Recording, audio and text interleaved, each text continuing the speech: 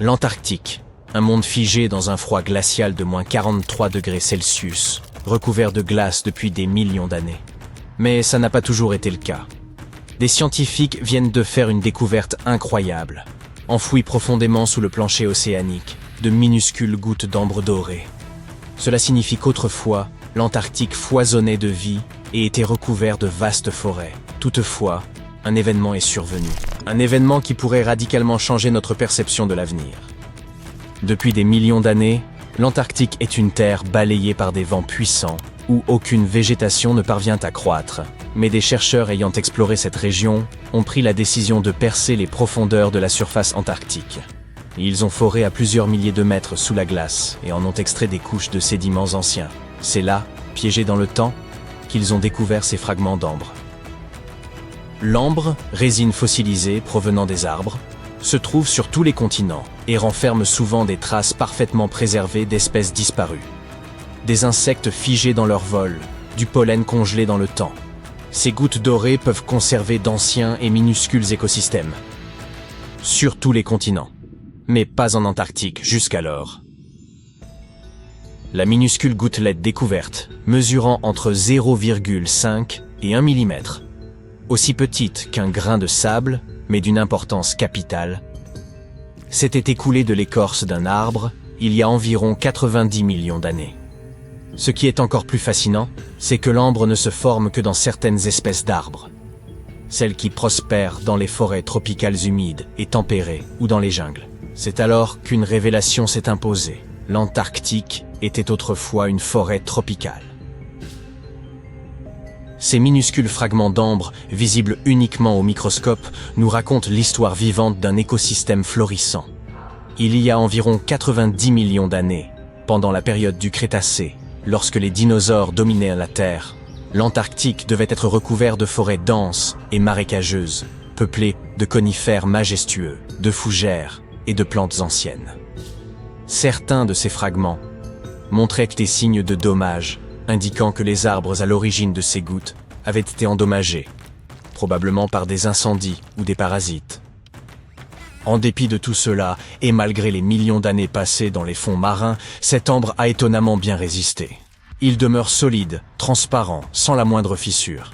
En règle générale, l'ambre, lorsqu'il est soumis à une pression intense et des températures extrêmes, se désintègre peu à peu.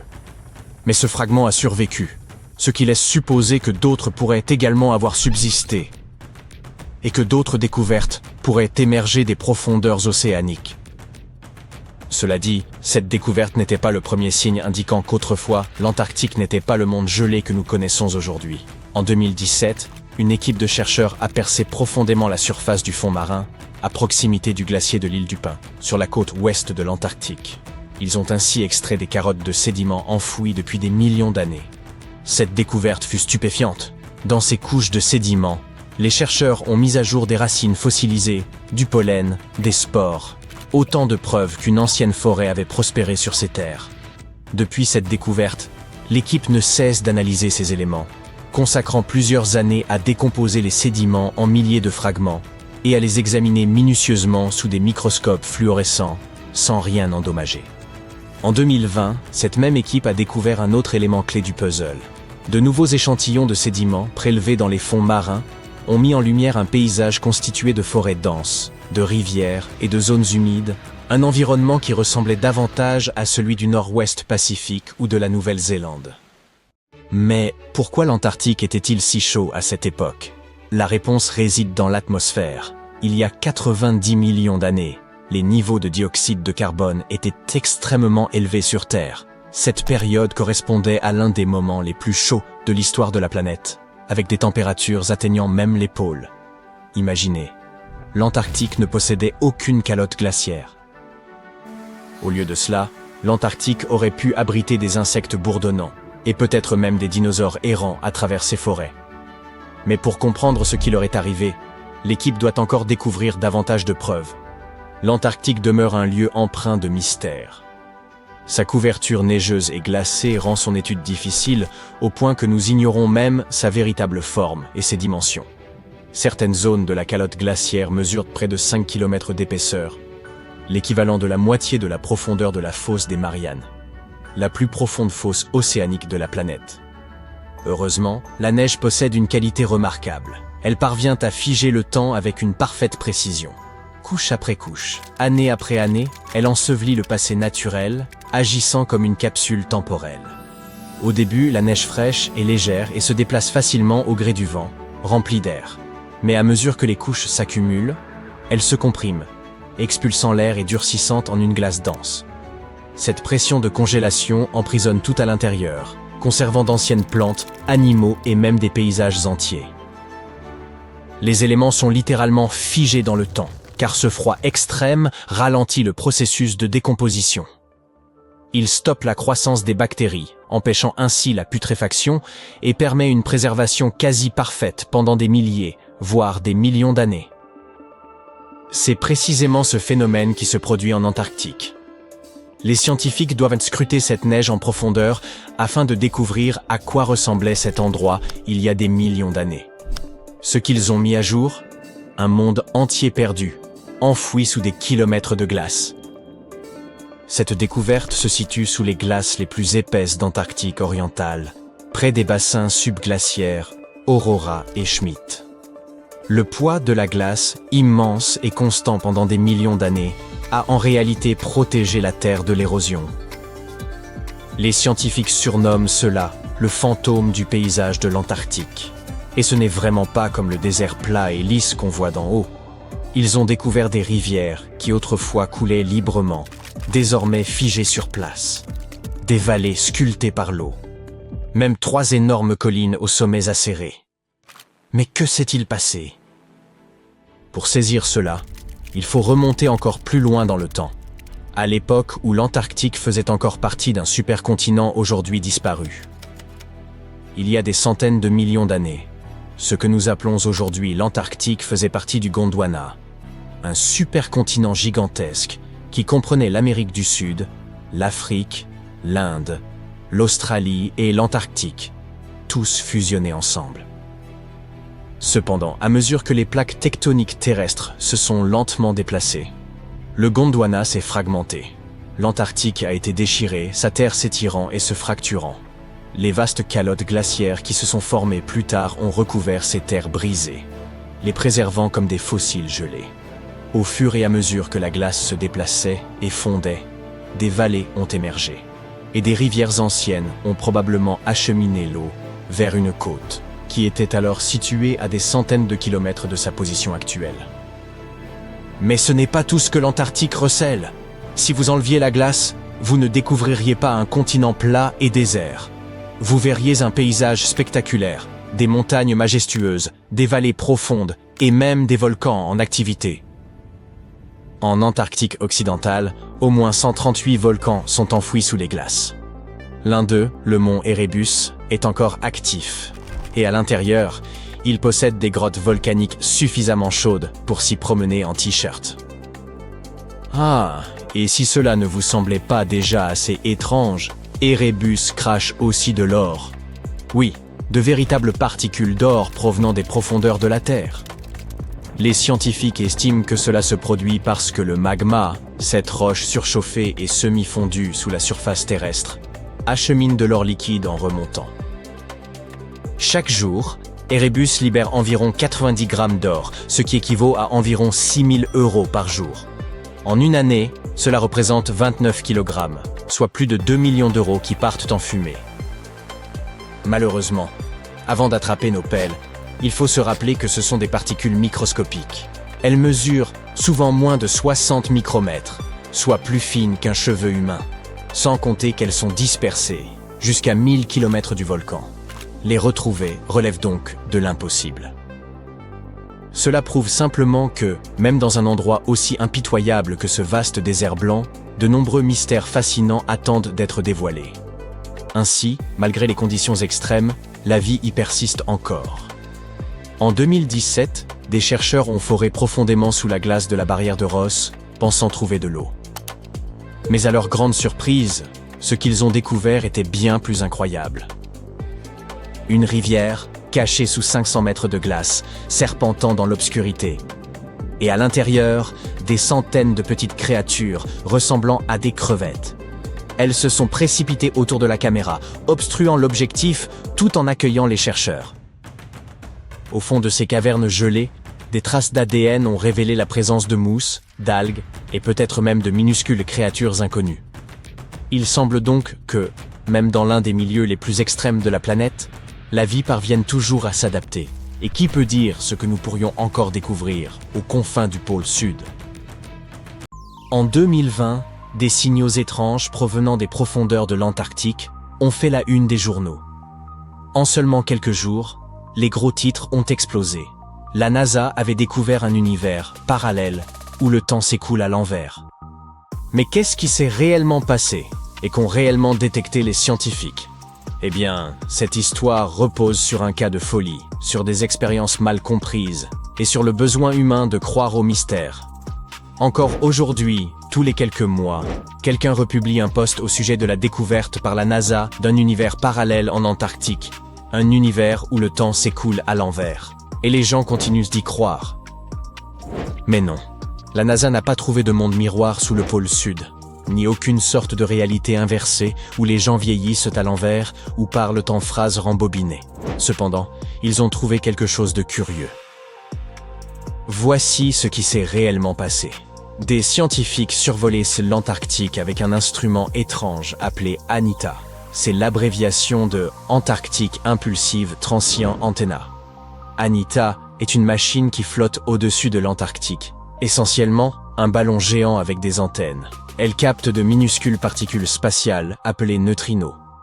Les neutrinos sont extrêmement petits et presque fantomatiques. Ils n'ont presque pas de masse et traversent la matière comme si elle n'existait pas, même des planètes entières. En général, ces neutrinos viennent de l'espace et pleuvent sur la Terre. La plupart des neutrinos, les plus communs, de basse énergie, peuvent traverser la Terre comme si c'était de l'air, comme de petits insectes passant à travers une clôture grillagée. Il existe cependant certains neutrinos à très haute énergie. Ils sont extrêmement rares et ils interagissent un peu plus souvent avec la matière, et ils peuvent être bloqués. Si des neutrinos à haute énergie frappent quelque chose de suffisamment dense, comme la roche et le métal à l'intérieur de la Terre, il se peut qu'ils heurtent enfin une particule et soient absorbés. Cette fois, la comparaison serait celle de balles de tennis venant s'écraser contre un grillage. Les neutrinos de basse énergie, qui sont omniprésents et assez inoffensifs, sont relativement indétectables. Mais les neutrinos à haute énergie sont exactement ce qu'ANITA peut détecter. Lorsqu'ils percutent dans la glace, ils envoient des ondes radio facilement repérables. Ce faible signal radio porte le nom d'effet Ascarian. Et oui, c'est exactement pour cela qu'ANITA survole l'Antarctique. La glace y est pure, sèche et silencieuse. C'est l'environnement parfait pour capter ces signaux si rares. Alors, qu'a détecté ANITA? Quelque chose qui remontait sous la glace, comme si un neutrino à haute énergie venait des profondeurs de la Terre. Quoi? Bien, prenons le temps de réfléchir. La particule aurait commencé quelque part dans le nord, aurait traversé toute la Terre et serait ressortie de l'autre côté. Tout cela demeure étrange, car ce n'est pas censé se produire. Des neutrinos dotés d'une telle énergie auraient dû être arrêtés au milieu de la planète, comme nous l'avons dit, être absorbés. Du coup, les scientifiques ont été confrontés à une petite anomalie. Selon notre physique actuelle, cela ne devrait pas être possible, à moins que quelque chose que nous ne comprenons pas soit en train de se produire. Et lorsqu'on est confronté à quelque chose de bizarre, on explore toutes les options, même les plus farfelues. C'est ainsi que le cauchemar a commencé. Un groupe de chercheurs a alors publié un article suggérant que ce signal étrange pouvait être expliqué par l'existence d'un univers symétrique CPT. CPT signifie charge, parité et temps. Ce sont essentiellement trois façons de retourner l'univers. Charge signifie échanger toutes les particules avec leur contraire. Par exemple, échanger les électrons, qui ont une charge négative, avec les positrons, avec une charge positive. Parité signifie mettre l'univers en miroir, un peu comme si on le regardait dans une glace. La gauche devient la droite, et la droite devient la gauche. Et le temps, bien sûr, signifie faire s'écouler le temps à l'envers, comme on rembobine une vidéo. Il y a une grande règle en physique qui porte le nom de symétrie CPT. Selon elle, si vous changez ces trois choses à la fois, les lois de la physique devraient continuer à fonctionner de la même manière. C'est un peu fou, mais si vous prenez l'univers et que vous échangez la matière avec de l'antimatière, que vous inversez gauche et droite et que vous retournez le temps, il continuera d'obéir aux lois de la physique. Pourquoi ? Eh bien, dans notre univers, un électron entre en collision avec un positron et il crée des photons. Super. Maintenant, prenez ça, inversez tout, et qu'est-ce qu'on obtient ? Les photons se transforment spontanément en positrons et en électrons, mais en miroir et inversés. C'est toujours la même physique, bien qu'elle soit à l'envers. Les équations tiennent toujours, et la nature est en ordre. Maintenant, voici ce qu'il y a de fou dans tout ça. Certains physiciens se sont dit « Et si le Big Bang avait créé deux univers ? Le nôtre, fait de matière normale et qui avance dans le temps. Et l'autre, un jumeau en miroir fait d'antimatière, qui recule dans le temps selon notre point de vue. Cela ne signifie pas qu'une personne dans l'autre univers ressent le temps à l'envers. Pour elle, le temps s'écoule vers l'avant, tout comme il le fait pour nous. Mais de notre point de vue, elle se déplace de notre futur vers notre passé. Et inversement, pour elle, nous sommes des créatures étranges qui se déplacent à l'envers. Et si ces deux univers étaient des images exactes, mais retournées, l'un de l'autre ? Cela signifierait même physique, même règles et symétrie. Il ne s'agit pas là d'une théorie de science-fiction farfelue, même si ça y ressemble beaucoup. Cela permet aux chercheurs d'expliquer certains des mystères de la physique les plus étranges. Par exemple, pourquoi il y a tellement de matière dans notre univers et si peu d'antimatière, bien qu'on s'attendrait plutôt à des proportions égales.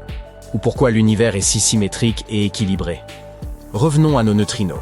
Certains scientifiques ont suggéré que, peut-être, ces particules qui volent vers le haut pouvaient provenir de cet univers miroir CPT et faisaient intrusion dans le nôtre, comme par une fissure entre deux réalités symétriques. Si vous regardez les choses de cette façon, c'est une hypothèse assez audacieuse. C'est spéculatif. Ce n'est pas prouvé. C'est une expérience de pensée intéressante, une réalité non confirmée. Mais les médias se sont immédiatement emparés du sujet. Ils ont publié un article avec un titre affirmant que nous avions trouvé la preuve d'un univers parallèle à la temporalité inversée en Antarctique. Et tous les autres grands tabloïds l'ont repris. Ils ont prétendu que la NASA avait réellement découvert un univers parallèle. Le voyage dans le temps est réel, le multivers est confirmé. Pendant ce temps, les scientifiques qui travaillaient avec Anita ont un peu perdu la tête. Ils ont essayé d'intervenir pour dire que ce n'est pas du tout ce qui s'était passé. Ils ont expliqué que les signaux étaient inhabituels, oui, mais qu'il existait de nombreuses explications normales, qui ne nécessitaient pas de réécrire les lois de la physique. Il pouvait même simplement s'agir d'une erreur expérimentale. Peut-être un comportement inhabituel des particules, ou des lacunes dans la façon dont nous modélisons les interactions entre neutrinos. Bien sûr, personne n'écoute les experts sur ce que les experts découvrent. Et une fois qu'une idée comme celle-ci atteint les réseaux sociaux, il devient presque impossible de raisonner les gens. Mais cela ne signifie pas non plus que le multivers n'est pas réel. Bien au contraire, les physiciens explorent toujours ce concept.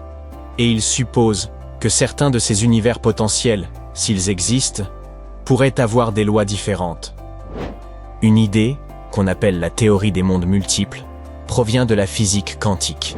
Selon elle, chaque fois qu'un événement peut se produire de plusieurs façons, comme le déplacement d'une particule ou la prise d'une décision, toutes ces possibilités se réalisent effectivement, mais dans des univers distincts.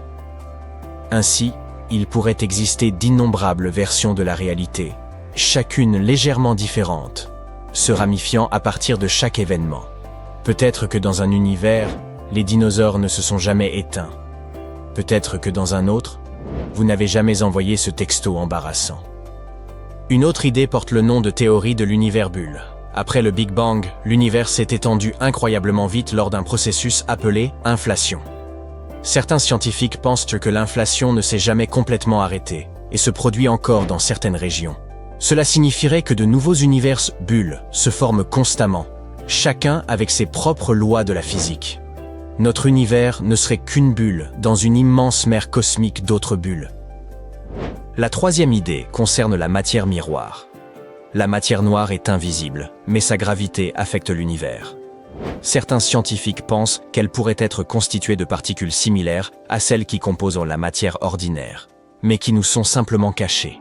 Cette matière de l'ombre pourrait être à l'origine de galaxies entières et invisibles, et même de formes de vie, le tout coexistant juste à côté de nous. Peut-être ne pouvons-nous tout simplement pas la détecter autrement que par la gravité, pour l'instant. Mais en physique, il ne s'agit là que de théories, de possibilités mathématiques. Nous n'avons aucune preuve directe que ce soit réel. Mais si nous en trouvions une, espérons seulement que ce ne sera pas le scénario du garçon qui criait au loup.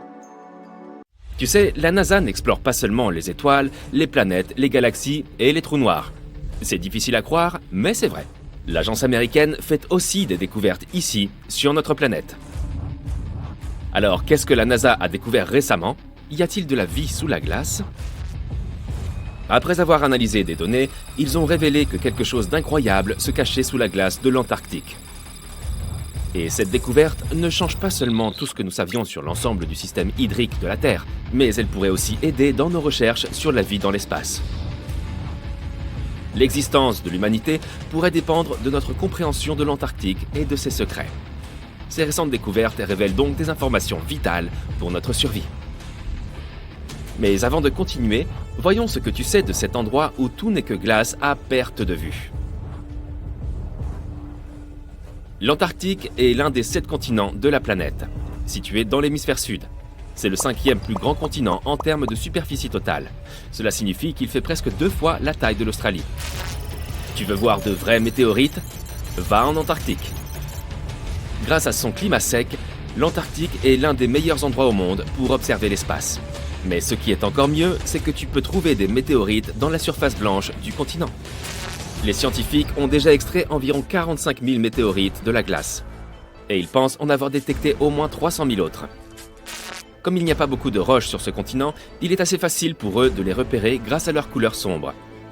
L'environnement sec et désertique de l'Antarctique favorise aussi leur préservation, même celles qui sont tombées sur Terre il y a plus d'1 million d'années. Et peux-tu imaginer une activité volcanique en Antarctique? Difficilement. Pourtant, c'est bien l'endroit où le feu rencontre la glace.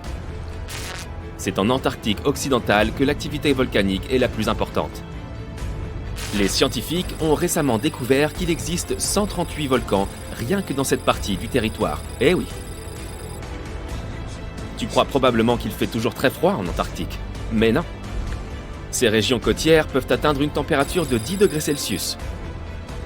Mais t'es-tu déjà demandé à quoi ressemblerait l'Antarctique s'il n'y avait pas de glace? Cela peut sembler inimaginable maintenant, mais ce continent n'a pas toujours été recouvert de glace. D'accord, c'était il y a 34 millions d'années. Donc jusqu'à présent, personne ne pouvait savoir à quoi ressemblerait sa surface sans la glace. Mais la NASA a remédié à cela. Ils ont créé des simulations informatiques et ont dressé la carte la plus précise du continent à ce jour. Et ce qu'ils y ont vu est incroyable. Le continent n'est pas du tout plat comme on le croyait auparavant. Il est plutôt bosselé avec des vallées, des plaines ondulées et de hautes montagnes. Mais ce n'est rien à côté de ce qu'ils ont découvert sous la glace de l'Antarctique. Alors, qu'est-ce que c'est?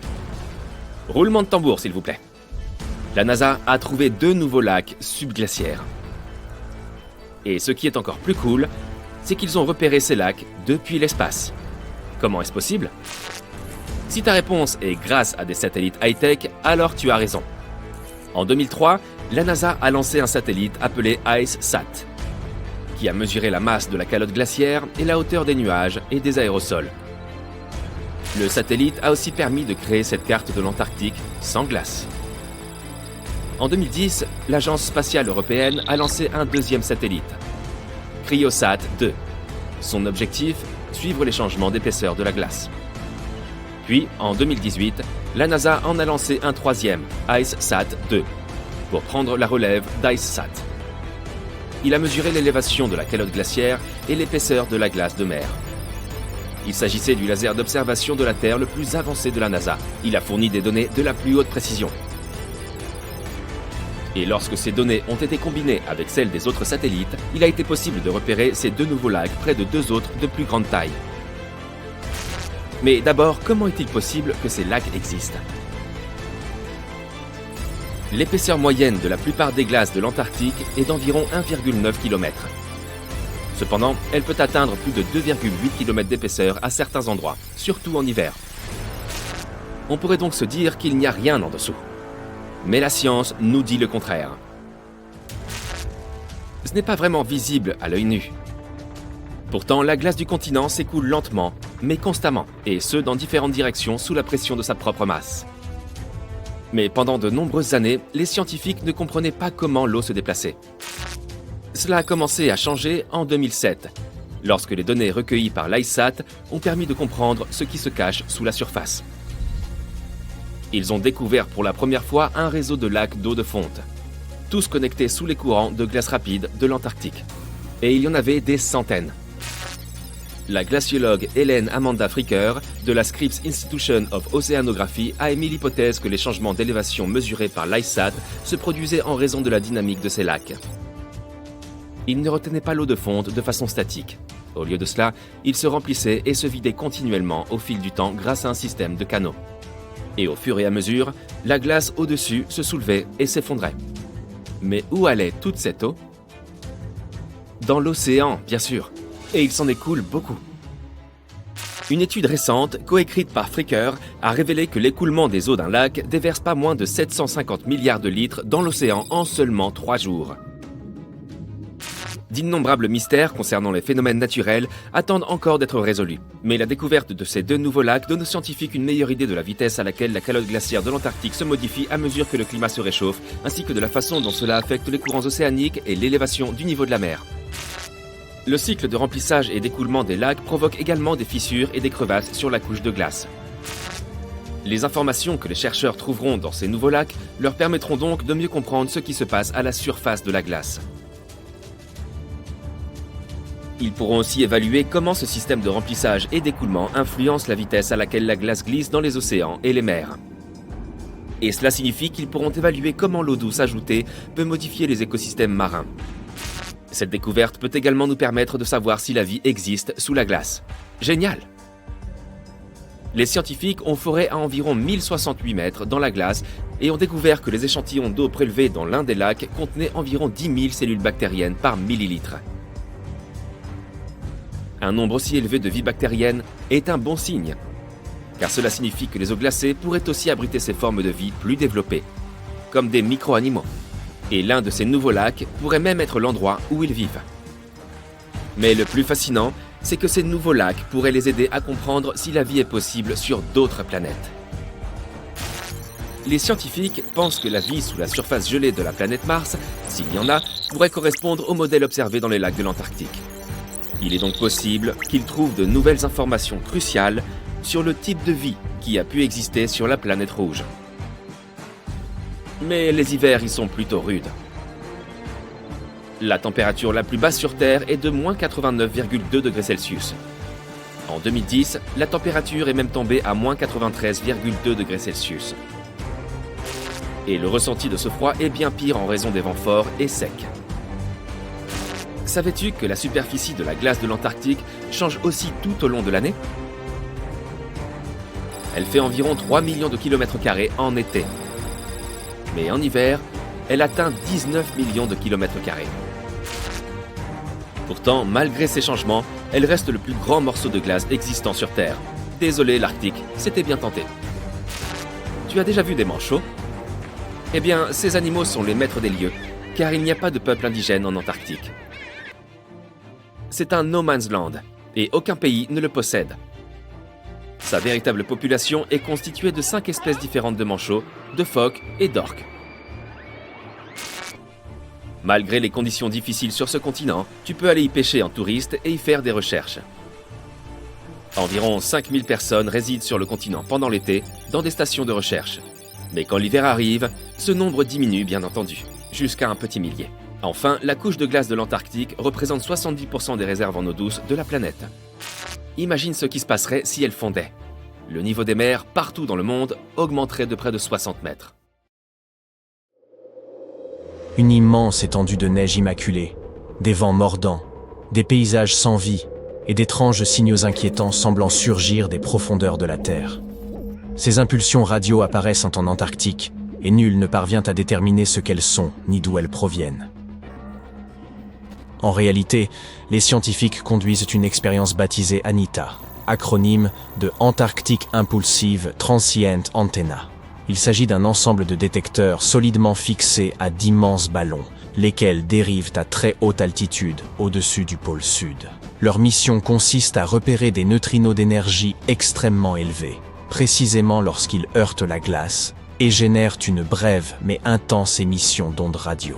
Les neutrinos sont de minuscules particules, presque dépourvues de masse et totalement privées de charge électrique.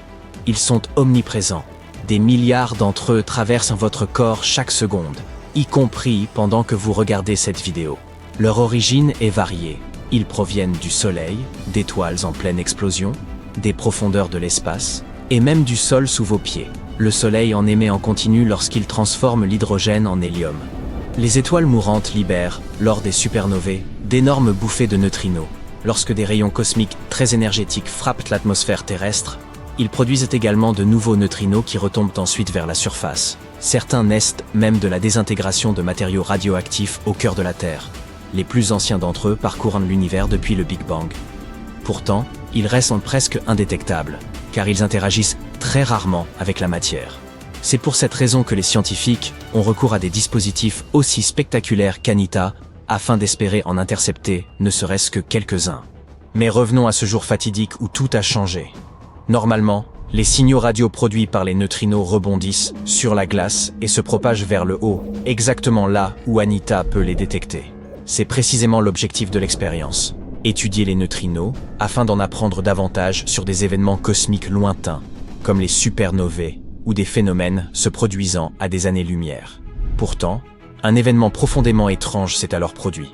Les détecteurs ont enregistré des ondes radio qui ne rebondissaient pas sur la glace. Elles semblaient provenir de sous l'horizon, comme si elles émergeaient des profondeurs. Or, cela ne devrait tout simplement pas être possible. Selon les lois connues de la physique, un signal ne peut pas remonter à travers de la roche et de la glace solide. L'une des chercheuses, Stephanie Wissel de Penn State, a également indiqué que ces ondes radio arrivaient selon des angles extrêmement abrupts, proches de 30 degrés sous la surface. La seule manière d'expliquer cela serait que le signal ait traversé des milliers de kilomètres de roches solides avant d'atteindre le détecteur. Mais dans ce cas, la roche aurait dû l'absorber entièrement. Quelque chose ne concordait donc pas. L'équipe a effectué l'ensemble des calculs possibles sans obtenir de réponse claire.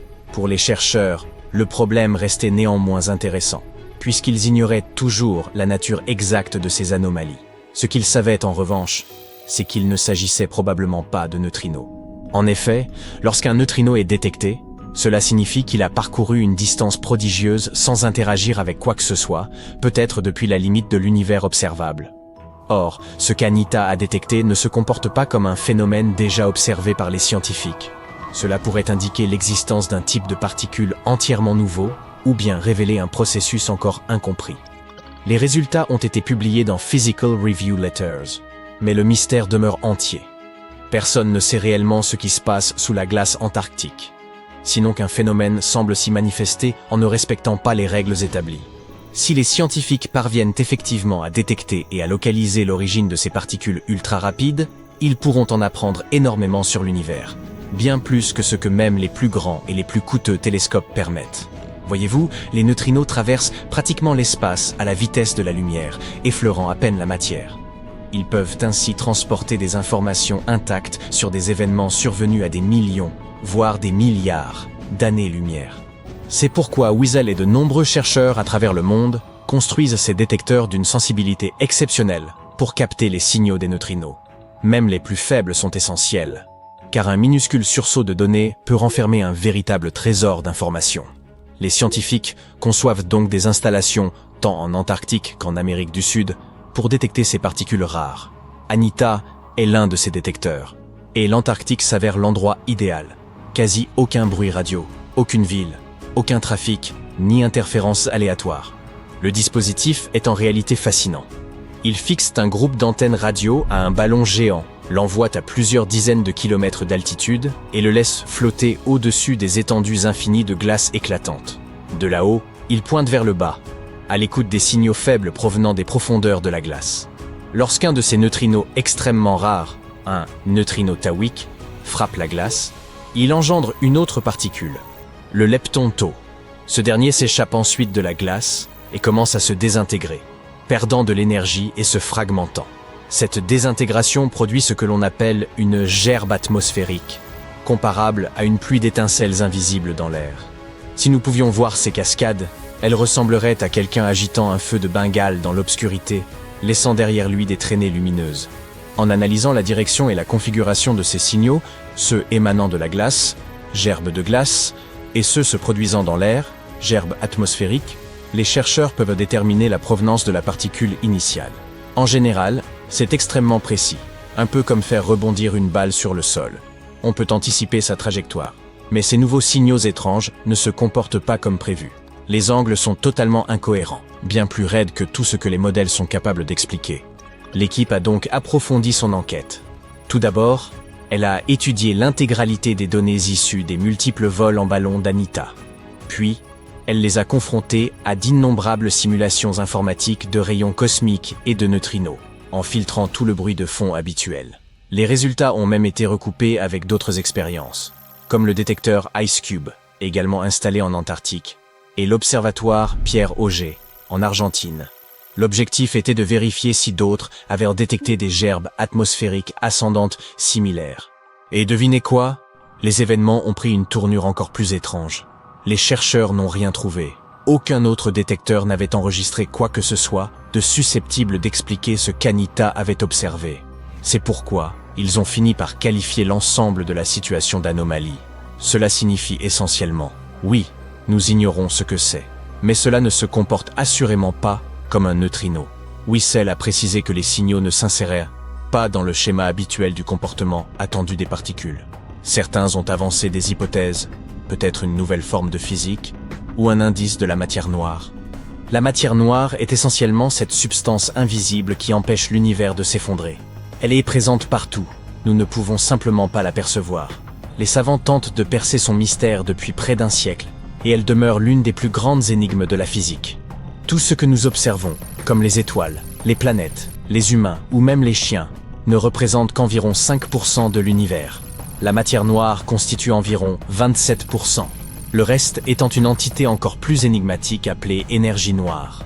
Les chercheurs estiment que la matière noire confère aux galaxies leur structure et maintient l'ensemble de l'univers comme une sorte de colle cosmique. Sans elle, l'univers serait radicalement différent. Il serait absolument fascinant de confirmer la validité de cette théorie.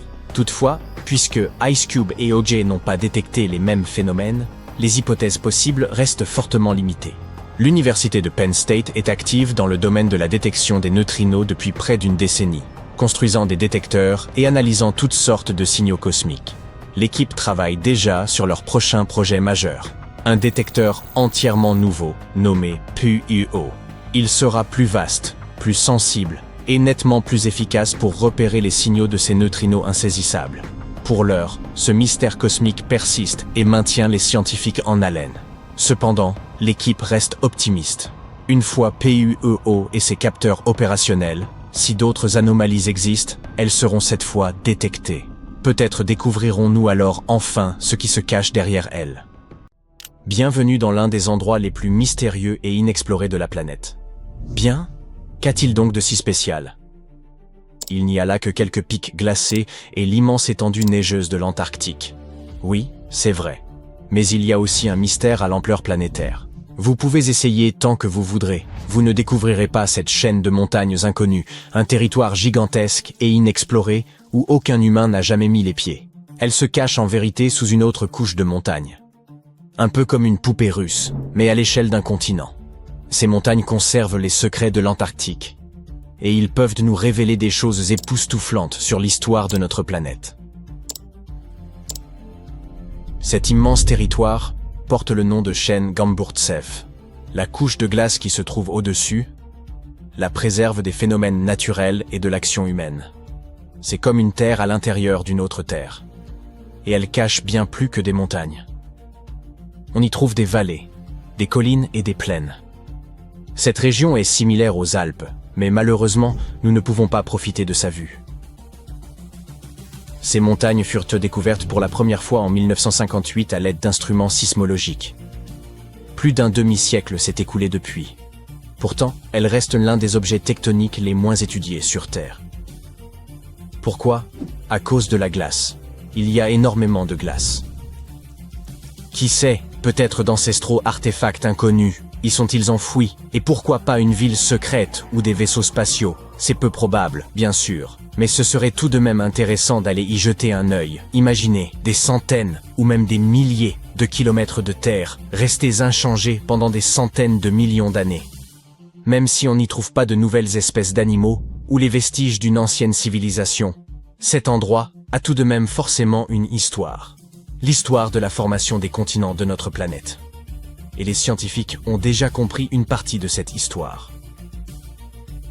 Ces montagnes enfouies d'Antarctique étaient à l'origine des montagnes ordinaires, mais à la suite d'un événement d'une ampleur inédite, elles se sont simplement... Attendez une minute. Vous êtes-vous déjà demandé comment les chaînes de montagnes se forment? Nous les voyons dans la vie réelle, dans les films, sur Internet, nous les escaladons. Mais comment ont-elles vu le jour? Les montagnes n'ont pourtant pas toujours existé sous cette forme. Elles sont apparues à la suite d'une collision à grande échelle de plaques tectoniques. Deux énormes blocs super solides se déplacent l'un vers l'autre, puis s'écrasent, et boum! Des milliards de tonnes de croûte terrestre commencent à l'élever, à se mélanger et à former des reliefs et des gorges. Et le processus peut durer des millions d'années. Oui, c'est une catastrophe, mais une catastrophe extrêmement lente. Certaines plaques tectoniques sont à ce jour encore prises dans ce processus. Par exemple, l'Himalaya continue de croître, car les plaques indiennes et eurasiennes continuent de s'emboutir. Et ça a commencé il y a environ 50 millions d'années. La chaîne Gamburtsev sous la glace a vécu un événement similaire, seulement ça date d'il y a plus longtemps. Un article du journal Earth and Planetary Science Letters indique qu'elle est apparue lors de la formation du supercontinent Gondwana. Deux immenses morceaux de terre étaient séparés par un océan sans limite. Mais un jour, il y a environ 700 millions d'années, ils sont entrés en collision et ont formé le Gondwana. Ce supercontinent comprenait les territoires de l'Afrique moderne, de l'Amérique du Sud, de l'Australie, de l'Inde et de l'Antarctique. Ces gigantesques morceaux se sont emboutis et ont libéré tout un flot de roches chaudes, partiellement en fusion. Et tout cela a grandi et grandi, formant des montagnes. La température de ces montagnes a augmenté, leur masse s'est accrue, et à un certain moment, le Gondwana est devenu instable. Le supercontinent a commencé à s'effondrer sous son propre poids. Les roches brûlantes sous la surface ont commencé à s'écouler latéralement à la suite d'un processus qui porte le nom d'étalement gravitationnel. Ce fut comme quand vous pressez un tube de dentifrice. Sauf que là, il s'agissait de milliards de tonnes de roches ardentes. Ces antiques montagnes d'Antarctique sont apparues précisément au cours de cet événement catastrophique. Vous venez de visionner la simulation d'événements planétaires qui se sont produits il y a des centaines de millions d'années. C'est bien sûr très intéressant, mais comment les scientifiques ont-ils pu tout reconstituer? Comment ont-ils pu savoir qu'une telle chose avait eu lieu? Si la chaîne Gamburtsev enfouie sous la glace est l'un des lieux les plus inexplorés au monde, comment les chercheurs ont-ils pu découvrir son origine? La réponse est simple. De minuscules particules de roche nous ont renseigné sur l'évolution du paysage de la planète. Il s'agit des zircons, et les scientifiques les qualifient de véritables capsules temporelles. Ce minéral est très résistant face aux influences mécaniques et chimiques. Il est difficile à écraser. Il n'est pas affecté par l'érosion, et il ne se dissout pas dans l'eau. Et il contient de l'uranium. Cet élément chimique indique l'âge de la roche aux scientifiques. En effet, l'uranium se décompose toujours en plomb à un taux constant. Les chercheurs peuvent donc examiner les quantités d'uranium et de plomb et déterminer l'âge des minéraux avec une grande précision. Si cela vous semble un peu compliqué, voici un exemple simple.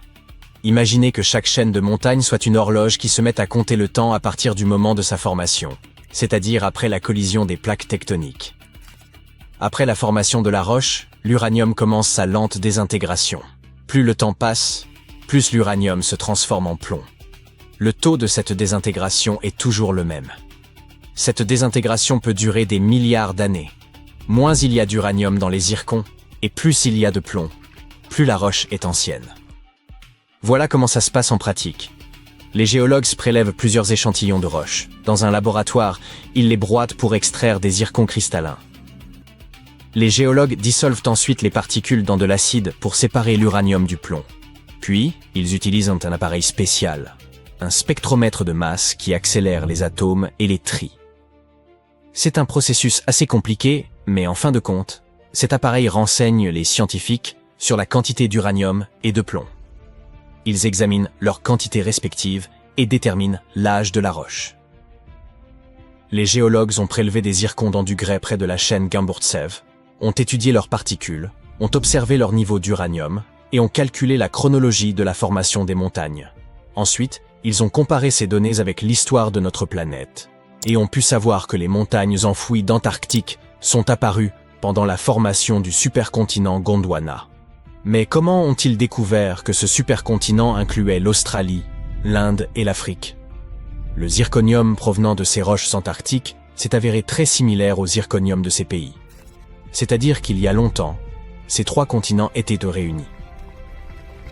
Ainsi, la chaîne Gamburtsev a commencé à se former il y a environ 650 millions d'années. Il y a environ 580 millions d'années, elle a atteint la hauteur de l'Himalaya. Et 80 millions d'années plus tard, la croûte terrestre est entrée en fusion. Et tandis que la plupart des chaînes de montagnes sur la planète changeaient et s'effondraient, la chaîne Gamburtsev est restée intacte sous la glace. L'eau, le sol, le vent, les tremblements de terre, la gravité et d'autres forces naturelles détruisent les chaînes de montagnes. Ce processus est appelé érosion. Mais les montagnes ensevelies en Antarctique n'ont rien connu de tel. Les basses températures et la calotte glaciaire qui les entoure les ont préservées. C'est l'une des chaînes de montagnes anciennes les mieux conservées de la planète. Très bien, mais pourquoi explorer ces montagnes?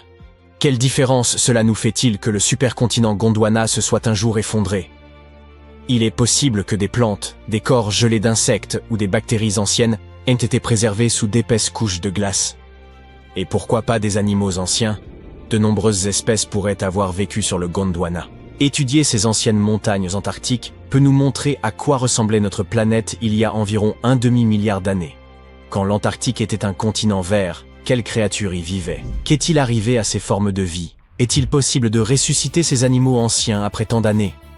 Si les scientifiques ont réussi à calculer la date de l'apparition du supercontinent en utilisant de minuscules particules, alors imaginez ce qu'ils pourraient découvrir en examinant cette chaîne de montagnes cachée. Tout cela semble très intéressant, mais il y a un problème. Pour extraire un petit morceau de ce monde inconnu, il vous faudrait percer au travers d'immenses couches de glace. Il vous faudrait acheminer des équipements extrêmement lourds vers l'un des continents les plus inaccessibles au monde, construire des stations, obtenir une source d'énergie et mener des recherches à grande échelle. Et cela serait incroyablement coûteux. Par conséquent, ce territoire caché restera probablement un mystère pendant encore longtemps. Espérons juste qu'un milliardaire voudra un jour découvrir les secrets de l'Antarctique et y organiser une expédition de grande envergure. Des éponges en forme d'amphores, des méduses d'un autre monde, des vers segmentés hérissés de soie, ainsi que d'imposantes pieuvres figurent parmi les plus récentes découvertes en Antarctique. Ces créatures ont été observées suite au détachement d'un immense iceberg, révélant sous la glace un véritable trésor de vie ancienne.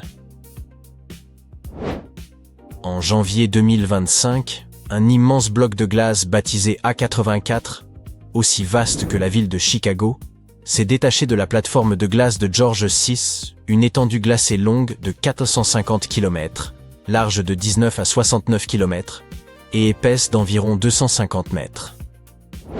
Durant l'été austral, de novembre à fin février, la fonte de surface y donne naissance à de longs lacs sinueux appelés lacs glaciaires rubaniformes, dont le nom reflète la forme étirée. Lorsque l'iceberg s'est éloigné, il a mis à nu une portion du fond marin jusqu'alors jamais observée. Le navire de recherche Falkor, II, naviguait à proximité, dans la mer de Bellingshausen. Informés du détachement, les scientifiques ont aussitôt modifié leur programme, conscients de l'opportunité rarissime qui s'offrait à eux. Explorer un lieu vierge et insoupçonné, comme si l'on soulevait une pierre dans une forêt pour découvrir la vie dissimulée en dessous. Les chercheurs ont mobilisé un robot sous-marin nommé Subastian pour sonder les abysses durant 8 jours. Ils ont atteint des profondeurs dépassant les 1280 mètres. C'est là qu'ils ont mis au jour un écosystème insoupçonné, d'imposants coraux et de vastes éponges, littéralement peuplées d'organismes marins, un monde tapi sous les glaces. Les chercheurs s'attendaient à détecter quelques formes de vie, mais furent stupéfaits par leur abondance. Ces créatures sous-marines anciennes ne se contentaient pas de survivre. Elles prospéraient depuis des siècles dans ce milieu extrême. Anémones semblables à de petits arbres cotonneux, araignées de mer, poissons des glaces, pieuvres. L'expédition fut retransmise en direct à des scientifiques du monde entier. Et ces vidéos sont désormais accessibles librement. Certaines des créatures découvertes semblent appartenir à des espèces nouvelles, ce qui est particulièrement fascinant. En 2025, il est fort probable que l'Antarctique abrite encore des espèces inconnues, dont certaines pourraient être endémiques à cette région. Cette singularité s'explique par l'isolement extrême du continent, séparé du reste du monde depuis des millions d'années par le courant circumpolaire antarctique, comparable à de vastes douves encerclant un château fort. Même si ces espèces ne s'avéraient pas inédites, les chercheurs ont tout de même identifié des escargots, des vers polychètes munis de soie, de minuscules crabes et autres crevettes, ainsi qu'une rare variété de méduses fantômes, dont l'apparence évoque un monde étranger. Leur nom scientifique, Stygiomedusa gigantea, étant par trop complexe, on l'appellera simplement méduse fantôme géante. Cette dernière est d'une taille impressionnante. Son ombrelle, cette partie ronde en forme de cloche, peut excéder 1 mètre de diamètre. Elle possède également 4 bras traînants, dont chacun peut atteindre 10 mètres, soit la longueur approximative d'un autobus scolaire. Bien que le tout premier spécimen ait été capturé dès 1899, il fallut attendre 60 ans pour reconnaître en cette créature une espèce totalement distincte. La méduse fantôme présente un corps translucide aux reflets violacés, lui conférant une allure spectrale. À la place des tentacules traditionnels, elle possède de longs bras rubanés qui lui permettent d'attraper ses proies et de les acheminer vers sa bouche, située en son centre. Bien que dépourvues de cerveau, ces méduses ont étonné les chercheurs par leur comportement. La méduse fantôme géante semblait mouvoir ses bras avec lenteur et précision, surtout lorsqu'elle traversait d'étroits passages sur le fond marin. Elle paraissait agir avec prudence, de manière presque intentionnelle. Une telle attitude intrigue. Aurait-on affaire à une créature dotée d'une forme de sensibilité? Voilà de quoi susciter le malaise. Les méduses disposent d'un réseau nerveux rudimentaire, mais pas d'un véritable cerveau. Pourtant, les mouvements fluides et contrôlés de la méduse fantôme ont amené les scientifiques à penser qu'elle pourrait être plus intelligente, voire mieux coordonnée que les espèces connues. L'étudier permettrait de mieux comprendre comment des êtres dénués de cerveau peuvent malgré tout explorer, réagir et s'adapter à des environnements aquatiques complexes. Lors de l'exploration des profondeurs antarctiques, l'équipe a fait la rencontre de petites créatures fascinantes appelées polychètes. De nombreuses espèces variées de ces vers évoluent dans les zones extrêmement froides et profondes de l'océan. Leur corps segmenté est orné de minuscules soies disposées le long de leurs flancs, qui leur servent à se déplacer, à percevoir leur environnement et même à se défendre contre les dangers. Un exemple remarquable est l'Eulagiska gigantea, qui habite les eaux glaciales et abyssales, et dont les soies dorées étincelantes lui confèrent une allure particulièrement élégante. Durant leur expédition sous-marine, les chercheurs ont également découvert d'impressionnantes éponges aux formes évoquant de grands vases. Ces organismes, dont la croissance est notoirement lente, doivent leur gigantisme à une présence continue sur place, s'étalant sur plusieurs siècles, voire davantage. La taille considérable de ces éponges révèle que la faune environnante ne s'est pas installée récemment, mais qu'elle forme, depuis des décennies, des communautés marines pérennes et prospères, dissimulées sous la glace, attestant d'une vie ancienne et résistante à l'âpreté du milieu. Cette découverte a beaucoup surpris les scientifiques. Dans les études précédentes, ils faisaient descendre des caméras par des trous dans la glace ou exploraient des zones d'iceberg longtemps après leur détachement. Et ne voyaient qu'un fond marin nu, presque vide. Mais cette fois-ci, arrivé quelques semaines seulement après le détachement de l'énorme iceberg, l'équipe a découvert ce qui se cachait juste en dessous. Les 14 premiers kilomètres derrière la barrière de glace abritent des écosystèmes riches et animés. Ce milieu sombre, froid et depuis longtemps isolé accueille pourtant de multiples créatures. Cela prouve que la vie peut survivre dans des lieux que l'on croirait bien trop hostiles ou gelés. En revanche, la présence de cette vie sous la glace ne surprend guère. De nombreux animaux vivent en effet dans des environnements sous-marins, sombres et froids. Il est donc naturel qu'ils habitent également sous cette plateforme glaciaire. La glace les dissimule et les protège des perturbations de surface. Ce qui étonne davantage, c'est la diversité des espèces présentes, malgré l'isolement ancien de ce lieu. Ce milieu ressemble en réalité beaucoup au fond marin des régions antarctiques dépourvues de glace. Comment cela peut-il s'expliquer? Habituellement, de minuscules plantes, les phytoplanctons, prolifèrent près de la surface où la lumière solaire pénètre, fournissant la base de la chaîne alimentaire. De petits crustacés formant le krill se nourrissent de ces plantes la nuit avant de plonger pour acheminer nourriture et nutriments au fond marin. Même leurs déchets participent à l'alimentation de la vie abyssale. Or, la présence d'une calotte glaciaire massive bloque la lumière, empêchant la croissance végétale et la descente du krill. Les scientifiques supposaient alors que la vie y serait moindre. Pourtant, ils y ont découvert une abondance surprenante d'organismes. Il semblerait que la nourriture et les nutriments parviennent à s'infiltrer sous la glace, acheminés par des courants sous-marins semblables à des rivières qui coulent sous l'océan.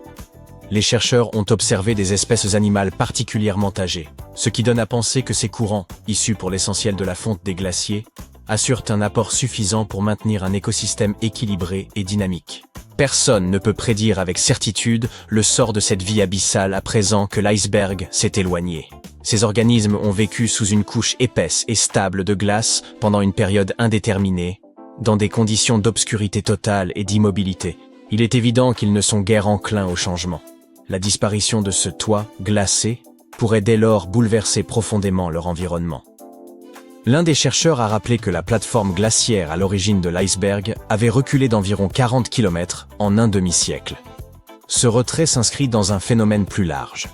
L'Antarctique fond à un rythme croissant, ce qui contribue à l'élévation du niveau des mers à l'échelle planétaire. C'est ce qui confère à cette découverte son importance capitale. L'équipe cherche à comprendre non seulement ce qui se passe à l'instant présent, mais aussi comment cet écosystème dissimulé s'inscrit dans un cadre plus vaste.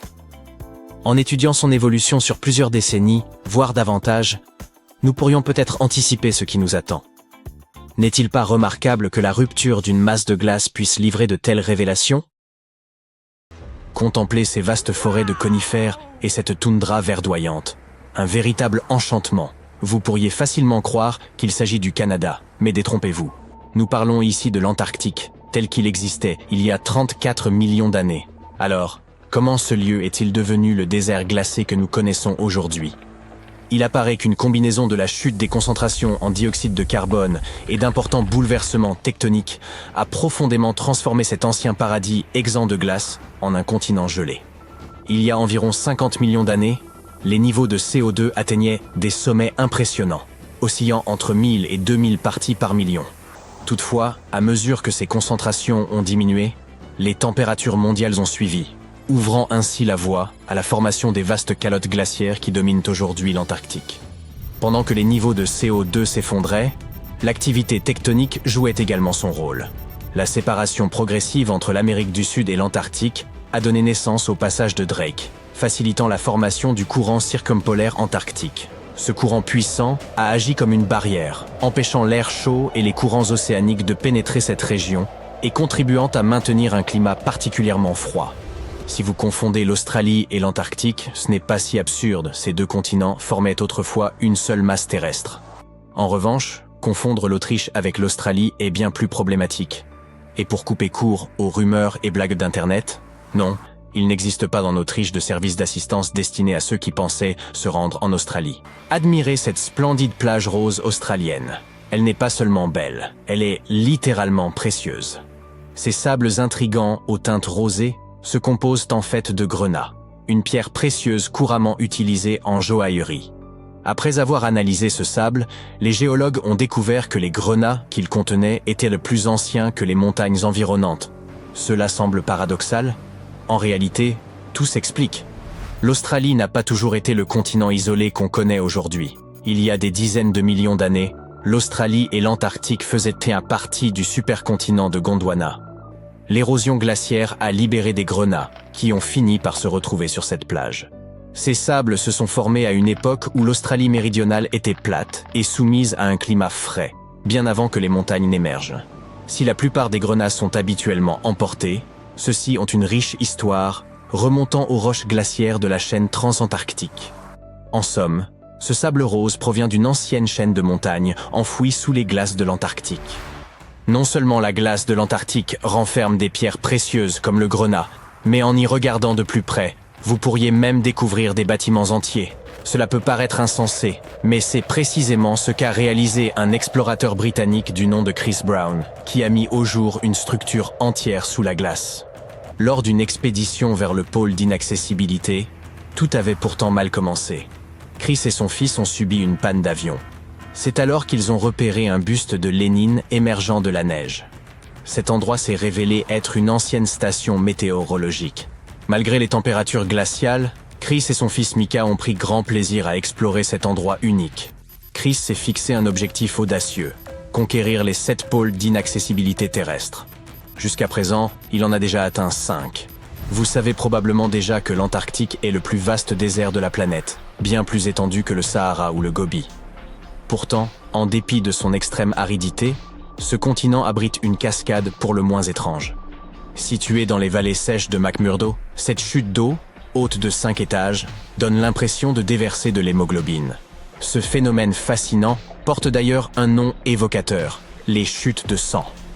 Bien que cette cascade cramoisie puisse sembler étrange, voire inquiétante, son origine s'explique facilement. L'eau qui alimente ce phénomène était à l'origine un lac salé, mais elle a été progressivement isolée du monde extérieur par la formation de glaciers. Aujourd'hui, cette eau millénaire repose à environ 400 mètres sous la surface et a atteint une salinité 3 fois supérieure à celle de l'océan. Chargée en fer, elle ne reçoit ni oxygène ni lumière. Lorsqu'elle s'infiltre à travers une fissure du glacier et entre en contact avec l'air, le fer s'oxyde, donnant à l'eau sa teinte rouge foncée, semblable à de la rouille. On croit souvent à tort qu'aucune espèce d'insecte ne vit en Antarctique.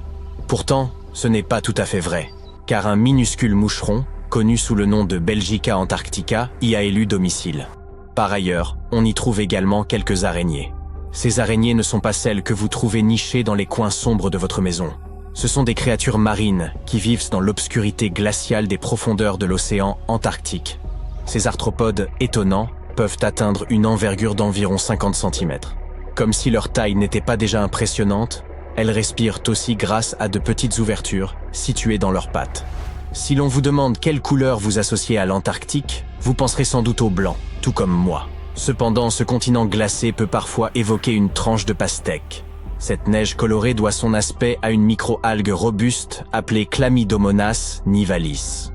Lors des mois d'été en Antarctique, lorsque les températures remontent, ces algues libèrent des spores aux teintes éclatantes de rouge et de vert, donnant à la neige des couleurs vives et surprenantes. Toutefois, il est préférable de ne pas s'en approcher, car cette neige, bien que fascinante, est également toxique et absolument impropre à la consommation.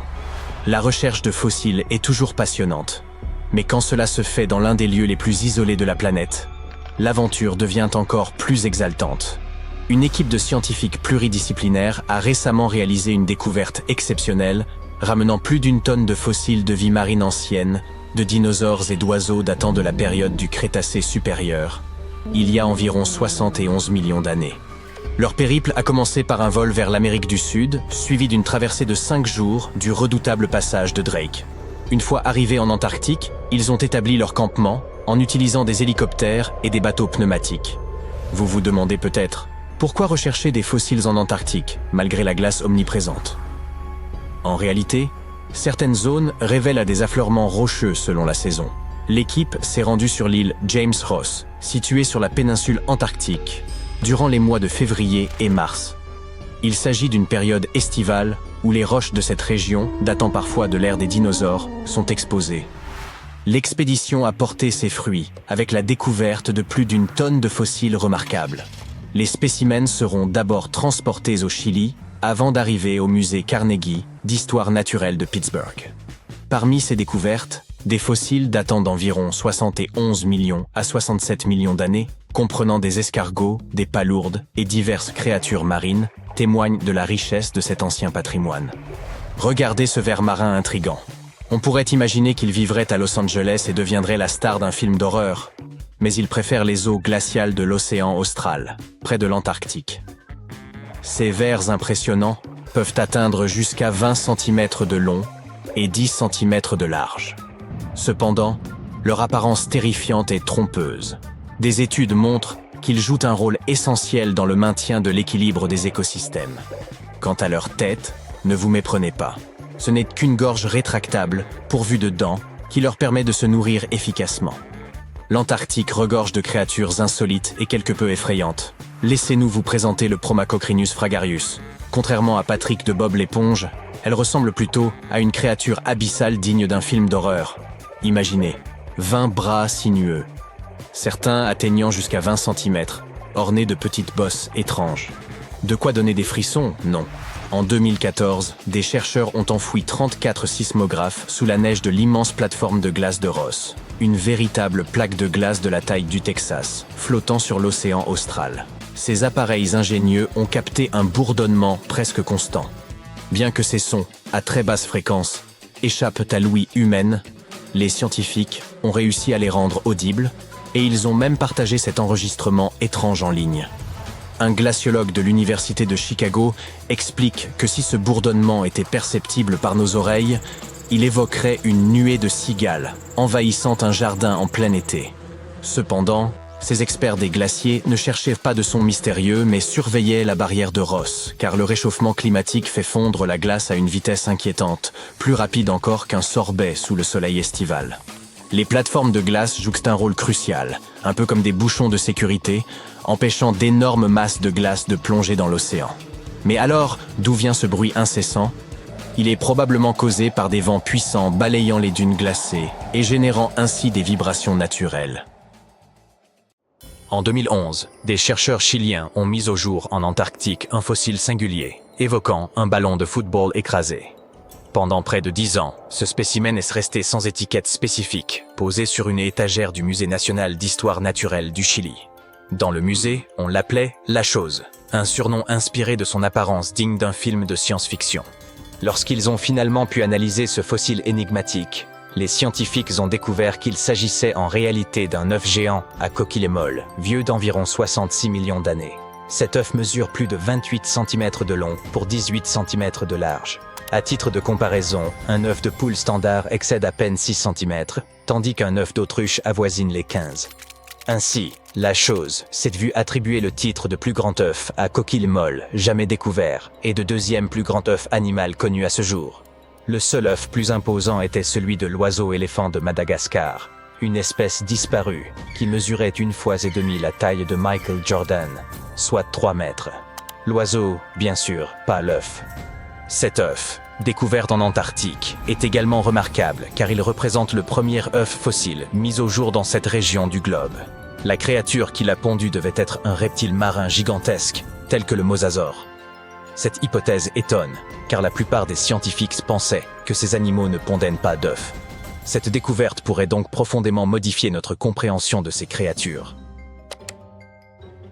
Enfin, cet œuf est unique en raison de sa coquille fine et dépourvue de pores, un trait qui le distingue des œufs de dinosaures, typiques. Son apparence rappelle davantage celle des œufs de lézards ou de serpents, bien qu'ils proviennent d'un animal colossal apparenté à ces espèces. Aucun dinosaure ou reptile volant connu de cette époque et de cette région ne semble capable de pondre un œuf aussi énorme.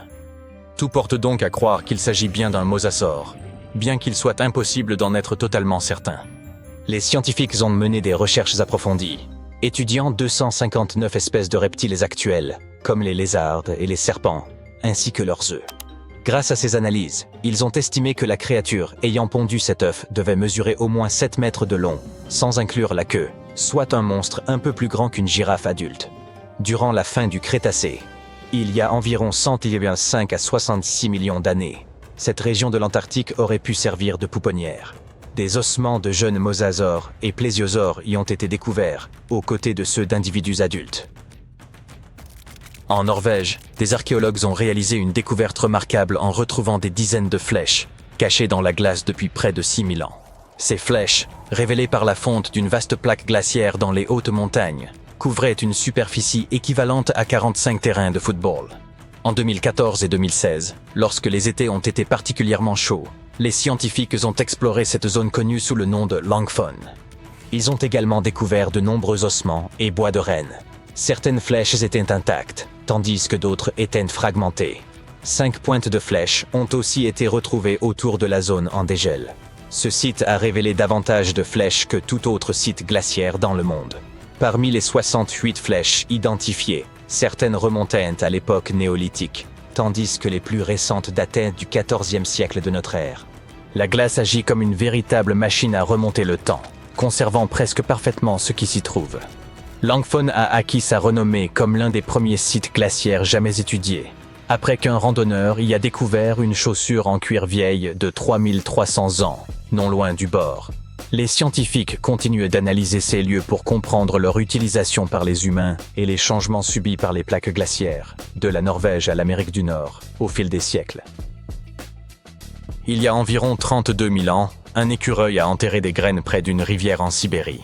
Cela évoque-t-il à d'autres des souvenirs de l'âge de glace? Ces graines appartenaient à une plante aux délicates fleurs blanches, la Silène Stenophylla. Des milliers d'années plus tard, une équipe de chercheurs a retrouvé ces graines profondément enfouies dans le sol gelé, à une profondeur équivalente à celle d'un immeuble de 12 étages. Les graines étaient enfouies dans la glace, entourées d'ossements d'animaux comme des mammouths, des bisons et des rhinocéros laineux. Les graines les plus matures avaient été abîmées, peut-être par l'écureuil lui-même, mais certaines graines plus jeunes conservaient encore des tissus viables. Les scientifiques les ont minutieusement extraites et placées dans de petits récipients pour favoriser leur croissance. Et maintenant, la partie la plus incroyable. Ils ont réussi à faire pousser ces plantes. Leurs fleurs présentaient des formes légèrement différentes de celles de la même espèce qui poussent aujourd'hui. Au bout d'un an, cette plante de l'ère glaciaire a même produit de nouvelles graines. Ces résultats ont conduit les chercheurs à suggérer que le permafrost pourrait servir de réservoir d'un ancien patrimoine génétique, où des espèces disparues pourraient être retrouvées et ramenées à la vie. Des chercheurs, à bord d'un brise-glace en Antarctique, étaient à la recherche de baleines lorsqu'ils ont fait une découverte beaucoup plus surprenante. Une caméra placée derrière le navire, pesant autant qu'une voiture, a capté l'image de 60 millions de nids de poissons des glaces, répartis sur le fond de la mer de Weddell. Les nids, espacés d'environ 25 cm dans toutes les directions, s'étendaient sur une superficie de 240 km², soit légèrement plus que la taille de Washington, D.C. La colonie possédait même une limite bien définie, visible comme une ligne tracée dans le sable. Les scientifiques exploraient cette région pour étudier un site océanique particulier où l'eau était légèrement plus chaude que celle environnante. Dans cette eau réchauffée, ils ont observé de minuscules organismes, appelés zooplanctons, près de la surface. Lorsqu'ils éclosent, les jeunes poissons des glaces nagent vers cette zone pour se nourrir de zooplancton avant de redescendre vers le fond marin pour grandir et, à leur tour, se reproduire. Avec une telle abondance de nourriture, leur présence dans cette eau plus chaude semblait logique. Cependant, personne ne s'attendait à découvrir un nombre aussi impressionnant de nids de poissons des glaces, bien plus que ce qui avait été observé jusque-là. L'Antarctic Heritage Trust de Nouvelle-Zélande a découvert d'anciens négatifs dans une cabane en Antarctique. Ces clichés se sont avérés être des images rares de l'expédition du groupe de la mer de Ross, une tentative célèbre mais infructueuse menée par Ernest Shackleton entre 1914 et 1917. Son ambition était d'être le premier à traverser l'Antarctique par voie terrestre, reliant la mer de Weddell à la mer de Ross en passant par le pôle Sud. Cependant, l'expédition a pris une tournure désastreuse lorsque leur navire, l'Aurora, a été perdu en mer. L'équipe a dû s'abriter dans la cabane d'un autre explorateur, le capitaine Robert Falcon Scott, qui avait lui aussi cherché à atteindre le pôle Sud en 1972, sans succès. Les négatifs, fabriqués en nitrate de cellulose, ont été retrouvés collés les uns aux autres dans une petite boîte. Le Trust a ramené les négatifs en Nouvelle-Zélande, où ils ont été soigneusement séparés, révélant 22 images jusque-là invisibles. Bien que de nombreuses photos aient été abîmées, certaines montraient des lieux reconnaissables autour du détroit de McMurdo, une région emblématique de l'Antarctique. L'identité du photographe reste toutefois un mystère. En décembre 2021, des chercheurs ont observé une marque inhabituelle sur la plateforme de glace de Larsen, une immense étendue glacée au large de la côte est de l'Antarctique. Ils ont supposé qu'il s'agissait d'une rivière souterraine et ont foré à près de 500 mètres pour vérifier. Bien qu'ils se soient attendus à trouver de l'eau, ils ont été surpris de découvrir qu'elle abritait de minuscules créatures rapides, appelées amphipodes. Les chercheurs ont également constaté que cette rivière souterraine comportait des courants en couches, se déplaçant dans des directions inattendues et encore mal comprises. Une autre découverte étonnante a marqué leur étude. Le 20 décembre de la même année, un volcan, le Hunga Tonga, est entré en éruption, et les ondes de pression générées par cet événement ont été détectées jusque dans la rivière gelée de l'Antarctique. Cette observation illustre les interconnexions étonnantes qui lient tous les phénomènes de notre planète, même dans les régions les plus reculées.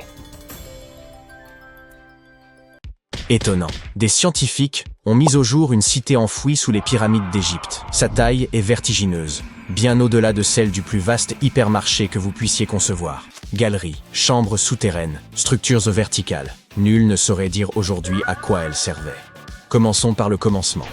Des chercheurs italiens et écossais étudiant la pyramide de Képhren ont identifié ce qui semble être des tunnels secrets sous 3 pyramides distinctes. Cette découverte pourrait remettre en question nos connaissances sur l'Égypte antique. L'expédition baptisée Projet Képhren fut dirigée par Corrado Malanga, basé à Pise, et Filippo Biondi, affilié à l'université de Strathclyde, en Écosse. Leur objectif principal consistait à explorer la pyramide de Képhren, la seconde plus grande du plateau de Gizeh. Sous la pyramide de Képhren, les scientifiques ont mis au jour une imposante structure. Serait-ce une ancienne cité souterraine égyptienne? En analysant minutieusement leurs relevés, ils ont conclu que 8 grandes formations verticales, peut-être des puits ou des conduits, se dissimulaient en profondeur. Ces éléments s'étendent sur près de 2000 mètres, l'équivalent de 2 tours Burj Khalifa et demi-posées à la suite l'une de l'autre. Un indice saisissant de l'ampleur de la découverte. Ces puits descendent également à environ 610 mètres sous terre, ce qui dépasse largement la profondeur des stations de métro les plus profondes au monde, qui excèdent rarement les 120 mètres. De forme cylindrique, ils sont bordés d'escaliers en spirale, évoquant les tours d'un ancien château gothique. Ils mènent à 2 vastes chambres aux contours inhabituels. S'agirait-il de cubes ou de vasques géantes? Chacune semble mesurer plus de 80 mètres de diamètre. Bien que ces structures aient désormais été identifiées, leur fonction première demeure totalement inconnue. Souhaitez-vous une révélation encore plus troublante? L'équipe est convaincue que des accès similaires existeraient sous chacune des 3 pyramides. Autrement dit, elles pourraient être interconnectées par un réseau secret de tunnels, de galeries et de salles enfouies. Et plus bas encore, à près de 1200 mètres sous la surface, d'autres structures, encore non répertoriées, pourraient sommeiller dans les profondeurs. Et cela ne contribue-t-il pas à nourrir le mystère? L'élément le plus saisissant reste peut-être cette hypothèse formulée par certains chercheurs. Les structures dissimulées autour des pyramides de Gizeh pourraient coïncider avec les légendaires salles d'Amonti. Dans la mythologie égyptienne, ce lieu est décrit comme l'ultime étape des mourants, où l'âme, durant 3 jours, est soumise à un jugement rigoureux et affronte ses terreurs les plus profondes. Mais comment les chercheurs ont-ils pu localiser ces cavités invisibles? Pour ce faire, ils ont mobilisé 2 satellites situés à 680 km d'altitude. En dirigeant des ondes radar vers le plateau de Gizeh, ils ont obtenu des images d'une extrême précision, ensuite recomposées, pour former une modélisation tridimensionnelle du réseau souterrain, incluant les puits récemment découverts. Grâce à la technologie radar à synthèse d'ouverture, ou SAR, capable de traverser la roche, l'équipe a repéré 5 petites structures ressemblant à des salles, dissimulées profondément au sein de la pyramide. L'une d'elles contenait un sarcophage que l'on croyait autrefois être celui du pharaon Képhren. Hypothèse qui fut largement admise jusqu'à cette nouvelle analyse. Aujourd'hui, les scientifiques estiment que cette interprétation était erronée. Le tombeau véritable se situerait sans doute ailleurs. Il reste que ces 5 chambres, jusque-là inconnues, furent révélées uniquement grâce aux récentes explorations radar. Elles semblent disposées en plein cœur de la pyramide, reliées par des corridors souterrains qui s'enfoncent en plus bas. Certains avancent que ces galeries pourraient mener à d'autres chambres, ou puits dissimulés, possiblement âgés de plus de 4500 ans, et susceptibles d'éclairer les énigmes, encore irrésolues, des civilisations antiques. Les premières analyses suggèrent que cet espace enfoui est bien plus complexe qu'une simple succession de salles vides. Il se pourrait qu'un grand nombre de structures soient enfouies à proximité des pyramides de Gizeh. Comment l'expliquer? Certains indices suggèrent que l'ensemble comprend des zones excavées, parcourues d'escaliers en spirale qui s'enfoncent davantage. En affinant les images captées, il serait possible de révéler l'existence d'un vaste réseau souterrain, peut-être même les vestiges d'une ville entière, ensevelie sous le plateau. Malgré l'enthousiasme suscité par ces révélations, nombreux sont ceux qui demeurent sceptiques quant à l'existence réelle de cette cité souterraine. Le manque de validation scientifique par des pairs alimente leurs doutes, incitant plusieurs archéologues et spécialistes en imagerie radar à remettre en cause la fiabilité de ces affirmations. Selon eux, les outils employés pour effectuer ces relevés ne posséderaient peut-être pas la précision technique nécessaire pour restituer des images aussi élaborées de ce qui gît sous la surface. Selon eux, les 5 petites chambres repérées à faible profondeur pourraient n'être que des formations naturelles, d'autant que cette région revêtait déjà une importance rituelle bien avant l'édification des pyramides. Certains vont jusqu'à rejeter totalement le recours aux technologies radar dans un tel contexte, les qualifiant de méthodes non validées sur le plan scientifique et mettant en doute leur fiabilité. Cette découverte a également ravivé les débats autour des traditions mythologiques égyptiennes et de la possible présence de manuscrits anciens enfouis sous le plateau de Gizeh. La configuration des chambres nouvellement identifiées rappelle en effet celle que décrivent les récits sur la légendaire salle des archives, un espace mythique censé préserver le savoir primordial des premiers Égyptiens. Si cela venait à se confirmer, ces découvertes pourraient bouleverser la perception que l'on a de la topographie sacrée de l'Égypte. En outre, l'existence de cette cité perdue sous la pyramide pourrait constituer une preuve tangible de structures souterraines, jusqu'alors insoupçonnées. C'est pour cela que l'équipe du projet Kefren est impatiente d'entamer les fouilles permettant de vérifier ces hypothèses. Toutefois, obtenir l'aval des autorités égyptiennes constitue un processus ardu. Les résultats devront encore passer l'épreuve d'une évaluation par des spécialistes avant d'être validés par le monde académique. D'ailleurs, cette découverte archéologique fait suite à une autre annonce, celle de la mise au jour d'une structure insolite sous la nécropole royale de Gizeh, que certains chercheurs soupçonnent de ne pas être d'origine naturelle. Grâce à des techniques de télédétection, les archéologues ont mis au jour une étrange structure souterraine en forme de L, enfouie dans le cimetière ouest de Gizeh. Cette section est réputée pour renfermer les tombes de membres de la royauté ainsi que de hauts dignitaires. Nombre de ces sépultures sont surmontées de mastabas, des édifices rectangulaires en pierre ou en briques de limon, coiffés d'un toit plat. Or, en plein centre de cette nécropole, subsiste une portion dépourvue de toute structure visible en surface. Pour examiner cette zone encore inexplorée, les chercheurs ont recours à la tomographie de résistivité électrique, ERT, et au radar à pénétration de sol, GPR. L'ERT repose sur l'injection de courant dans le sol et sur la mesure de leur résistance afin de révéler d'éventuelles anomalies. Quant au GPR, il projette des ondes radar dans le sous-sol pour en dessiner les formes selon les échos obtenus. À une profondeur d'environ 2 mètres, les chercheurs ont détecté une anomalie. Elle semblait correspondre à une structure souterraine en L, mesurant au moins 10 mètres de long.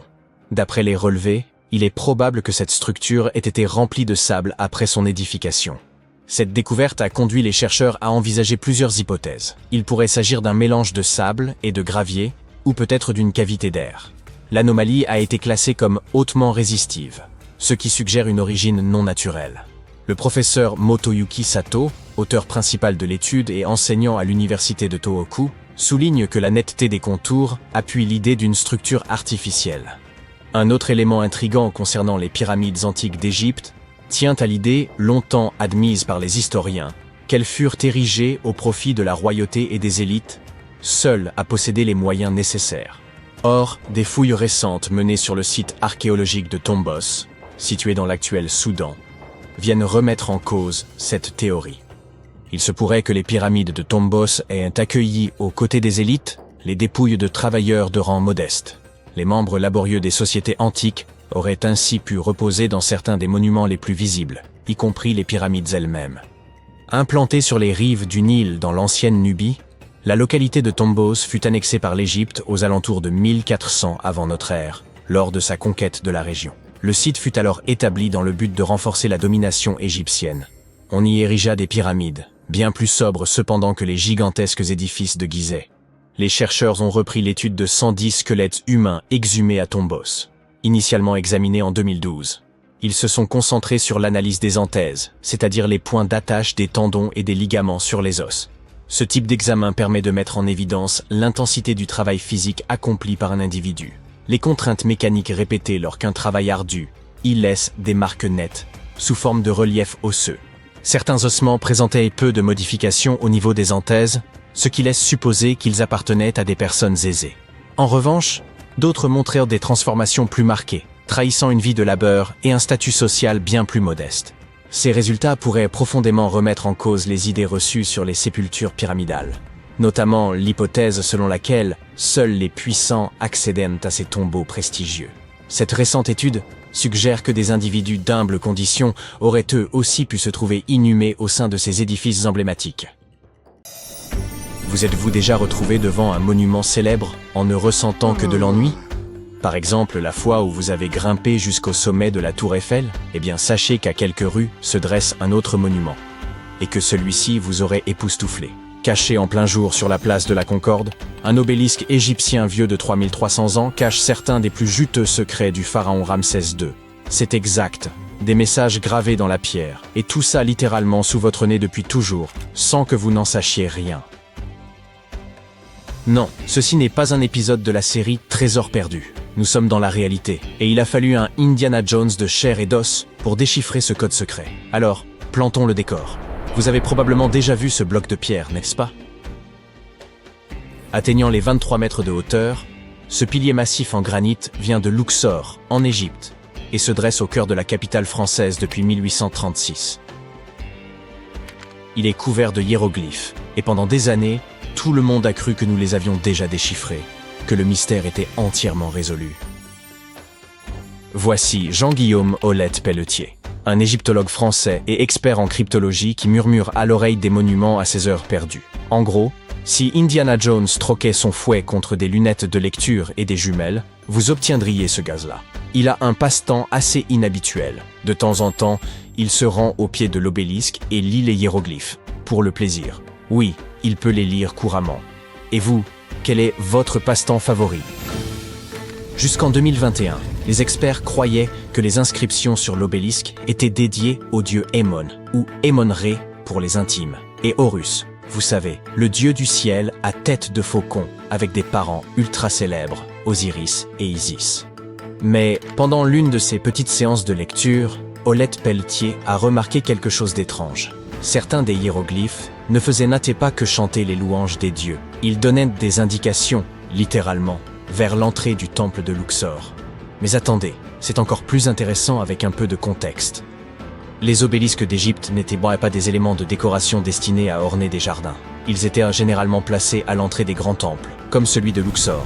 C'est là que celui dont nous parlons se trouvait à l'origine. Il symbolisait le dieu soleil, Ra, et était destiné à représenter un rayon de soleil figé dans la pierre. En gros, c'étaient des points d'exclamation géants et sacrés qui témoignaient de la connexion divine et du pouvoir du pharaon.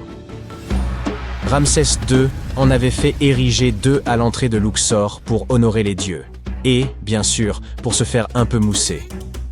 Celui-ci fut expédié en France dans les années 1830 comme cadeau du gouverneur d'Égypte, Méhémet Ali, rien à voir avec le boxeur, et il attendait depuis tout ce temps que quelqu'un s'intéresse à lui d'un peu plus près. Déplacer l'obélisque à Paris ne fut pas une mince affaire. Il pesait plus de 220 tonnes et dut être transporté sur un navire spécialement construit, appelé le Luxor. Quelle originalité! Le coût total du transport équivaut aujourd'hui à 19 millions de dollars. Fait intéressant, un obélisque identique se dresse encore à Luxor, ce qui permet aux chercheurs de comparer les 2 structures lors de leurs études. C'est intentionnellement qu'on avait construit 2 obélisques. Ils devaient guider l'œil et l'esprit vers des espaces sacrés. Heureusement pour nous, Jean-Guillaume a fait le bon choix en se penchant sur ce monument. L'obélisque était en cours de restauration pour les Jeux Olympiques.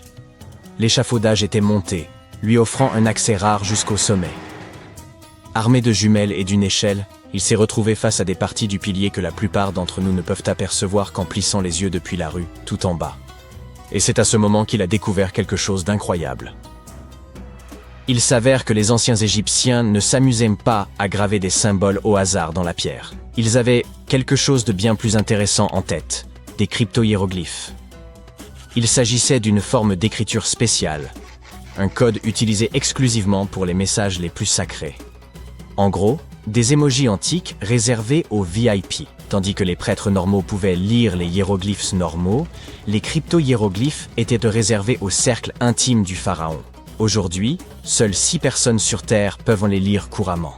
Et devinez quoi? Notre ami Jean-Guillaume est l'une d'entre elles. Maintenant, les choses deviennent encore plus fascinantes. Normalement, les hiéroglyphes écrits sur des monuments se lisent de haut en bas et de droite à gauche. Assez simple. Mais Jean-Guillaume a un jour décidé de changer de méthode et de les lire horizontalement au lieu de verticalement. Il a alors commencé à repérer des motifs étranges, des phrases et des symboles qui étaient restés cachés à la vue de tous pendant près de 200 ans. Certains de ces messages étaient si habilement cachés qu'on ne pouvait les comprendre qu'en tournant autour de l'obélisque d'une manière très précise. Il appelle cela la cryptographie en 3D. Et oui, cet obélisque est comme un immense Rubik's Cube. Selon l'angle sous lequel vous le lisez, le message changera du tout au tout. Oui, l'Égypte ancienne a en quelque sorte inventé l'effet lenticulaire, bien avant que les cartes Pokémon ne le rendent populaire. Bien, alors, que dit le message? Heureux vous demandiez, ce ne sont pas simplement des notes concernant le passé. Ce sont des trésors politiques. Une inscription loue Ramsès II en tant que figure divine que personne ne pouvait détrôner. Une autre indique que le roi a fait des offrandes au dieu Amon, et pas parce qu'il était sympa, c'était une manœuvre politique importante. À l'époque, religion et pouvoir étaient totalement imbriqués. Du coup, exhiber sa connexion divine revenait à lancer une campagne de relations publiques. Sauf qu'au lieu de tweets, ils utilisaient des monuments de pierre de 200 tonnes. Ramsès II n'était pas un souverain ordinaire, soit dit en passant. Il a régné pendant plus de 60 ans et sa carrière a été aussi réussie que celle de Beyoncé. Il a gagné des batailles, ou du moins l'a prétendu, construit des villes, des temples et des statues de lui-même partout en Égypte, et il s'est déclaré Dieu vivant.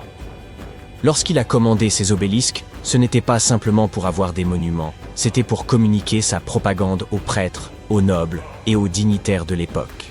En fait, Ramsès II était si habile dans l'art de l'autopromotion qu'il se pourrait bien qu'il soit l'inventeur de ce que l'on appelle aujourd'hui le rebranding.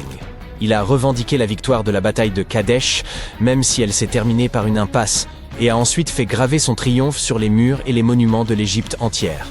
L'obélisque de Luxor était une autre façon pour lui de renforcer ses pouvoirs divins chaque fois que quelqu'un passait et lisait son texte. Et voici la cerise sur le gâteau. Certaines de ces inscriptions furent placées de manière à être vues par les nobles qui arrivaient en bateau pour des festivités. C'est probablement la raison pour laquelle elles ne peuvent être lues que sous un certain angle. Du bas de l'obélisque, vous ne pouvez rien voir de significatif. Mais à un angle de 45 eaux, depuis les eaux agitées du Nil, vous voilà captivé. Imaginez-vous débarquant pour une célébration religieuse et apercevant ce texte immense gravé dans la pierre. Et vous, Ramsès a été choisi par les dieux, ne l'oubliez pas. Subtil? Pas vraiment. Efficace? Sans aucun doute. Certaines inscriptions sont même à double sens. Une ligne énonce par exemple le titre royal complet de Ramsès II, mais lue différemment, elle dit qu'il a la vie éternelle. C'est du branding de haut niveau. On l'entend presque dire « Regardez-moi, je suis toujours tendance après plus de 3000 ans ». Pendant des décennies, les chercheurs ont cru que ce monument nous avait révélé tous ses secrets. Mais grâce à des passionnés et à leur patient travail, ainsi qu'à de nouveaux instruments, nous savons maintenant qu'il reste encore beaucoup de choses à découvrir. Les recherches complètes d'Olette Pelletier n'ont pas encore été officiellement publiées, mais ce qu'il a découvert bouleverse déjà ce que nous pensions savoir sur les monuments de l'Égypte ancienne. Bien sûr, tout le monde n'est pas encore convaincu. Certains érudits sont sceptiques, notamment quant à l'idée selon laquelle les nobles en bateau pouvaient réellement distinguer ces messages. Faire de la publicité dans l'Antiquité n'était pas simple. Même si votre panneau publicitaire mesurait 23 mètres de haut, il vous fallait quand même le bon angle et le bon public. Alors, la prochaine fois que vous serez à Paris en train de contempler l'obélisque tout en sirotant votre café au lait hors de prix, souvenez-vous, vous ne regardez pas simplement un presse-papier luxueux du 19e siècle. Vous vous trouvez devant une véritable campagne de relations publiques, un puzzle en 3D et une démonstration de force vieille de 3300 ans de Ramsès II lui-même. Et soyons réalistes. Si cet obélisque a pu nous cacher ses messages pendant aussi longtemps, qui peut dire qu'il nous a tout révélé? Alors prenez votre loupe, canalisez l'égyptologue qui sommeille en vous, et rappelez-vous, le véritable trésor, ce n'est ni l'or ni les bijoux, c'est l'histoire gravée dans la pierre.